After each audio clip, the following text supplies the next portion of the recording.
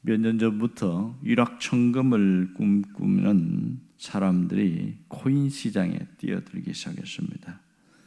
그때는 코인이란 가상 자산이 모든 것의 안전을 담보하는 줄 알고 그렇게 했는데, 또 시기가 지나면서 코인으로 돈을 벌었다는 사람들은 거의 찾아볼 수가 없고 잃어버렸다는 사람이 훨씬 많습니다. 왜 사람들은 자기 일보다 코인에 더 관심을 둘까, 이런 생각을 해보는데요. 시간 업무보다는 코인을 더 관심을 갖고 들여다보는 경우가 굉장히 많습니다. 몇 년 전에는 한국의 국회의원이 국회 회기 중에 코인을 거래하다가 무리를 일으키는 상황도 일어난 것처럼, 이 코인하는 사람들은 자기 일을 해야 됨에도 죄의식이나 위기의식이 없다, 이런 얘기를 하고 있어요. 왜 그럴까? 그것을 분석하는 사람 얘기를 보면 일하는 기쁨보다 코인이 주는 그 기쁨이 훨씬 크다는 거예요. 그래서 일에서는 보람을 못 찾는데 코인이 올라갈 때마다 가슴이 뛴다, 뭐 이런 얘기를 합니다. 하지만 잠시 기뻐하는 뿐이지 바닥으로 내리칠 때는 그 절망감은 이루 헤아릴 수가 없는 것이죠. 결국은 많은 자산을 투자해서 잃어버리는 그런 아픈 일들이 많습니다. 왜 이렇게 되었을까? 분석을 하는데 본질을 잃어버렸기 때문이다, 이 얘기를 합니다. 내가 무엇을 해야 되는지 직무에 대한 본질을 잃어버리기 때문에 이런 아픔을 겪는다, 이 얘기를 합니다. 오늘 본문도 같은 얘기를 하는데요. 삶의 본질이 무엇인지, 우리가 무엇을 위해 살아야 하는지에 대해서 말하고 있습니다. 본문의 내용은 너무 잘 압니다. 오늘 하반절에 나오는 이 본문은 이 주님이 만선의 기적을 일으켜 한 그 엄청난 기적을 경험한 베드로를 부르는 장면이 여기에 나오고 있는데요. 우리가 알듯이 예수님께서 빈배로 이렇게 허망하게 그물을 씻는 베드로에게 깊은 곳에 가서 그물을 던져라 이랬을 때 베드로가 만선의 기적을 체험하지요. 이때 베드로의 태도가 굉장히 특이합니다. 주여 나를 떠나소서, 나는 죄인입니다. 무릎을 꿇고 그렇게 얘기하는 거예요.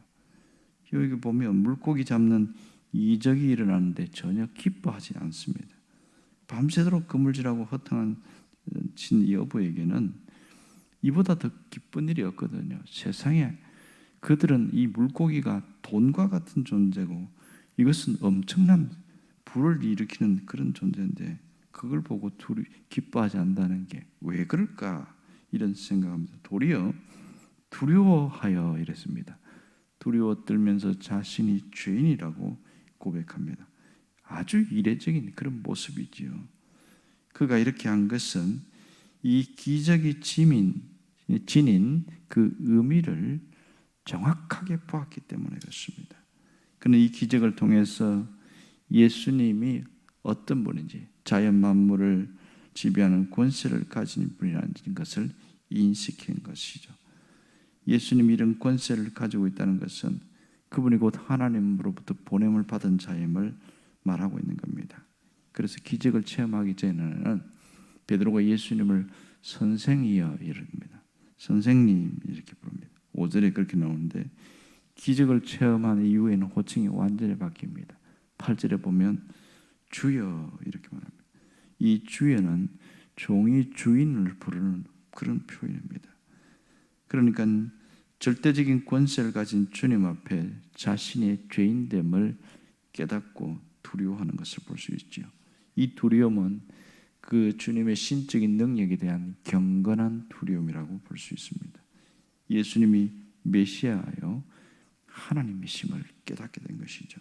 이때 베드로에게 주님이 말씀하십니다. 그것이 10절 하반절입니다. 시몬에게 이르되 무서워하지 말라, 이제후로는 내가 사람을 취하리라. 자, 여기서 무서워하지 말라는 것은 베드로를 안심시키는 말이기도 하고요. 또 넓은 아량으로 품어주시는 배려의 말씀입니다. 오늘 우리가 주목할 것은 너희가 사람을 취하리라 이 말입니다. 사람을 취하리라. 이제후로는 사람을 취한다. 이 취한다는 헬라어는 두 가지 의미가 있는데요. 하나는 네가 사로잡을 것이다 하는 미래적인 의미로 해석될 수 있고요. 또 하나는 네가 사로잡아야 한다 하는 명령형의 의미가 있습니다. 자, 그러니까 미래적인 의미로 보면 하나님의 계획을 말하고 있는데요. 아주 수직적인 것이죠. 하나님의 작정에 대한 예언을 말하고 있습니다. 그러니까 하나님은 베드로가 언젠가 사람을 구원하는 전문 지도자가 될 것을 계획하셨고, 이 예수님을 통하여 엄청난 기적을 본 다음에 그가 스스로 선택하여 하나님이 원하는 길을 걷게 된다. 이건 완전히 수직적인 의미라고 할 수 있습니다. 또 하나는 취하리라는 이것을 명령적 의미로 보면 예수님은 베드로가 자신의 의지를 꺾고 전폭적으로 순종해야 한다는 그런 의미라고 할 수 있겠습니다. 둘 중 어느 것을 취한다 할지라도 결론은 똑같습니다. 베드로가 생명을 구하는 전도자가 된다는 사실인 것이죠. 자, 예수님이 베드로에게 네가 사람을 취하리라 왜 이런 말씀을 하셨는가 하는 겁니다. 그것은 베드로에게 특별한 소명을 주시는 말씀입니다. 이제후로는 네가 사람을 취하리라. 마태복음 4장이나 마가복음 1장에서는 이 표현을 네가 사람을 낚는 어부가 되게 하리라 이렇게 표현해 놨습니다. 그러니까 이 말씀은 주님의 부름이면서 동시에 약속이 담겨 있습니다. 자, 이 본문의 이 핵심은 베드로의 순종이 아니라 예수님의 부르심에 있음을 주목해야 됩니다. 예수님은 만선의 기적을 통해서 자신이 누구인가를 보여주셨죠. 이에 베드로는 하나님 나라의 복음을 전파하는 일꾼으로 부르시는데 자신이 철저한 죄인됨을 깨닫게 되고 그 비로소 주님이 일꾼으로 부르시게 됩니다. 여기서 주님의 부르심이 이 본문 전체의 핵심이라는 것을 잘 알 수가 있지요. 자, 이것을 통해서 하나님 우리에게 뭘 말씀하려고 하는 것입니까? 그것은 예수님은 일을 하실 때 천사가 아니라 사람을 통해서 일하신다는 거죠.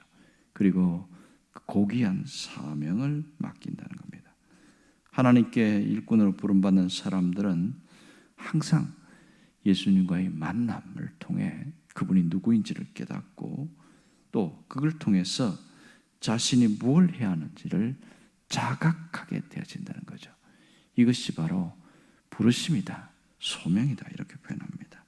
이 소명은 그냥 내가 해야지 생각에서 나타난 것이 아니라 하나님과의 만남이 있어서 일어나는 겁니다. 하나님 나라의 일꾼으로 세우신 것이죠. 지금도 하나님은 많은 사람들을 하나님 나라의 일꾼으로 세우려고 하십니다.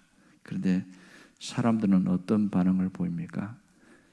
많은 분들이 부담스러워합니다. 왜 부담스러워합니까? 그것은 주님의 부르심에 대한 오해 때문에 그렇습니다. 어떤 사람은 주님의 부르심에 반응하면 이제는 나는 세상의 재미와 즐거운 건 다 끝났다. 보이지 않는 밧줄에 꽁꽁 묶여가지고 옴짝달싹도 못하게 그렇게 된다. 그런 오해를 하는 사람이 있습니다. 또 어떤 사람은 이 주님의 부르심을 인간 중심적으로 해석합니다. 그러니까 인위적인 해석을 하는 것이죠. 이 부르심의 능력을 또 과소평가하고 이런 경우들이 굉장히 많습니다. 그러면 하나님이 우리를 부르시는 근본적인 목적이 무엇입니까?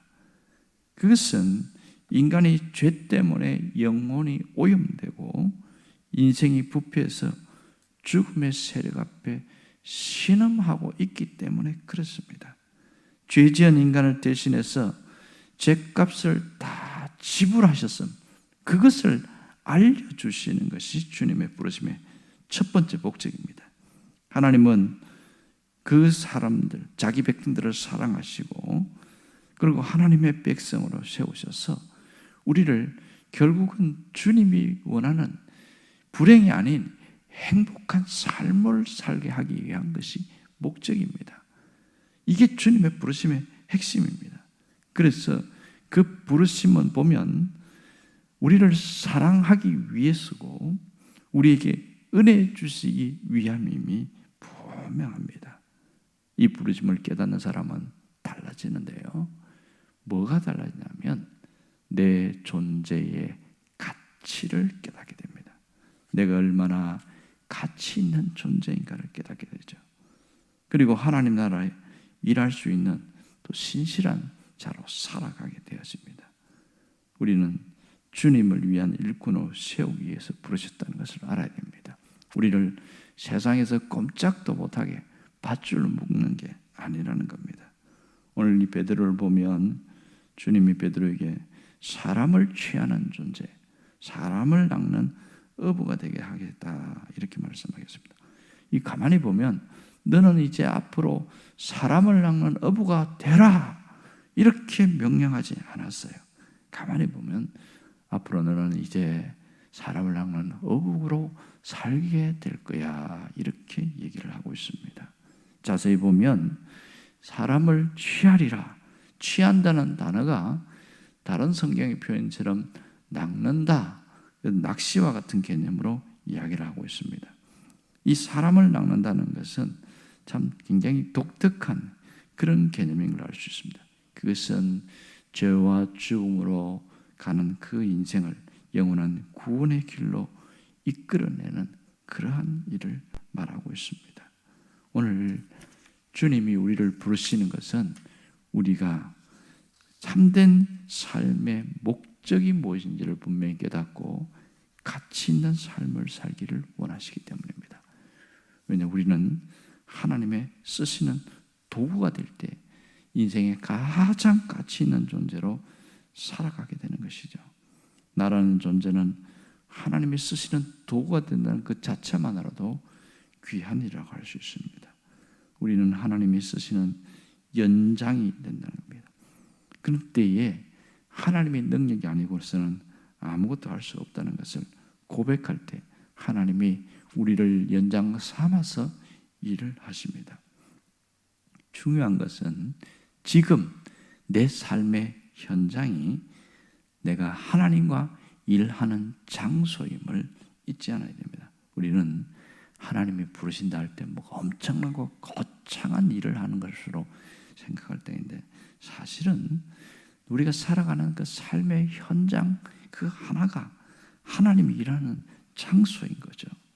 교사는 학교에서 일하고 방송인은 방송국에서 일하고 주부는 가정에서 일을 하고 또 이 어떤 사업을 하면서 하는 사업자 현장에서 거기가 주님의 일을 하는 부르심의 현장입니다.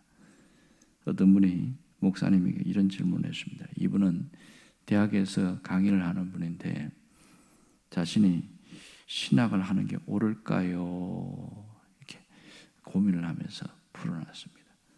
근데 그 목사님의 얘기는 그분의 인품으로 봐서 또 어떤 여러 가지 지식이나 소양을 봐서는 신앙하는 게 옳게 보입니다만은 사실은 그것조차도 하나님과 자신의 어떤 그 만남, 그런 부르심의 분명한 확신, 이것은 사명이라고 표현하죠. 그런 것을 얘기하면서 이분이 무슨 얘기를 하냐면 이 후반부 얘기가 참 마음에 크게 와닿았습니다.